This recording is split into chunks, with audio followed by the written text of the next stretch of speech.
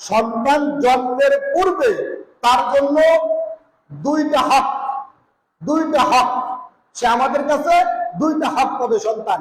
এক নম্বর হক, তার জন্য দিনদার পরহেজগার মায়ের ব্যবস্থা করতে হবে। এবার হাদিস শুনেন। قال النبي صلى الله عليه وسلم تنكح المرأة لأربع: لمالها ولحسبها ولجمالها ولدينها فاظفر بذات الدين تربت يداك متفق عليه رواه البخاري। নবী করিম সাল্লাল্লাহু আলাইহি ওয়াসাল্লাম বলেন, মহিলাদেরকে চারটা দিক লক্ষ্য করে বিবাহ করা হবে। এক নাম্বার লিমালিহা, সম্পদ দেখে। দুই নাম্বার হাসাবিহা, বংশ দেখে। তিন নাম্বার ওয়ালি জামালিহা, সৌন্দর্য দেখে। চার নাম্বার ওয়ালি দীনিহা, দিনদারি ধার্মিক দেখে।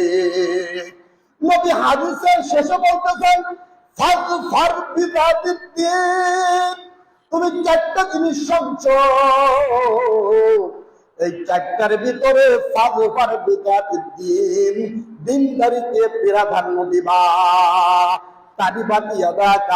আর যদি দিনদারিতে প্রাধান্য না দাও, তোমার হাত ধুলায় দূষিত হোক, তুমি ধ্বংস হয়ে যাও।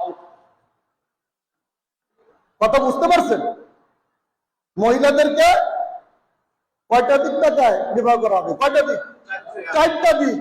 এক নম্বর সম্পদ, দুই নাম্বার বংশ, তিন নাম্বার সৌন্দর্য, চার নম্বর দিনদারি। শেষকালে বলছে পরহেজগারি। নবী হাদিসের শেষে গুরুত্বপূর্ণ কথা বললেন, ফাজফার বিযাতিদ দ্বীন, তুমি এই চারটার ভিতরে দিনদারিকে প্রাধান্য দিবা। তারিবাত ইয়াদাকা, আর দিনদারি যদি প্রাধান্য না দাও, তুমি ধ্বংস হয়ে যাবা। মেয়ে দিনদার, সম্পদ আছে, আলহামদুলিল্লাহ ভালো। মেয়ে দিনদার, বংশ ভালো, আরো ভালো। মেয়ে দিনদার, সুন্দরী, আরো ভালো, কোনো সমস্যা নাই। কিন্তু মেয়ে দিনদার না, বংশ ভালো, সুন্দরী, সম্পদ আছে, খবরদার দ্বারে কাছে যেও না। দিনদার কিন্তু দিনটা নাই, সৌন্দর্য নাই, বংশ নাই, সম্পদ নাই, কিন্তু দিনদার, কোনো সমস্যা নাই, কোনো অসুবিধা নাই, কিন্তু দিনদারি নাই, তিনটা আছে, খবরদার ধ্বংস হয়ে যাবা। খেয়াল থাকবে। বিবাহ করে ফেলছে যারা, তারা তো ভুল করে ফেলছে যা করছি, আর যারা নেককার পাইছে তো আলহামদুলিল্লাহ। যারা বিবাহ করি নাই, এই ভুলটা তোমরা আর করবা না।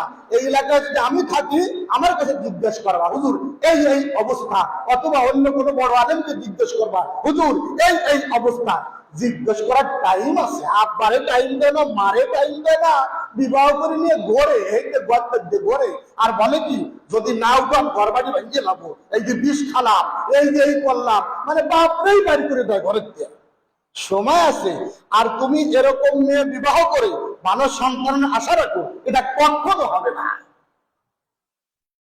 এক নাম্বার, যারা দিনদার বিবাহ করছেন, তারা সন্তানের হক আদায় করছেন। এক নাম্বার হক, যেটা সন্তানের জন্মের পূর্বে। যারা দিনদার করেন নাই, ইচ্ছা করে, তারা সন্তানের হক কি করছেন? নষ্ট করছেন। খেয়াল থাকবে ইনশাল্লাহ। এখন দিনদার বানানোর চেষ্টা করবেন। হুজুরের কাছে কথা বলে, ভুল তো আমাদের হয়েছে, নামাজ রোজা করো, আল্লাহ আল্লাহ করো, তওবা করো। তোমার পেটে 10টা সন্তান জন্ম হয়েছে, তুমি একবারও চিন্তা করো নাই, একবারও সূরা ফাতিহাটা পড়ো নাই, এরকম বহুত মহিলা আছে না?